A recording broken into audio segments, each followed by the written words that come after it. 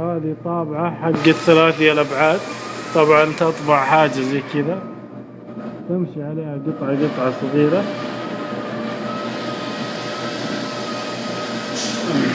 تحت خط صغير مرة لين تطبع شكل كامل يعني.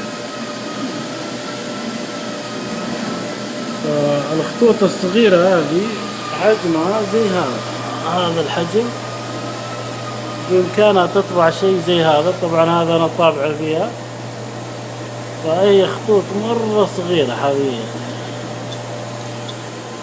هذه الطابعة حجمها كبير.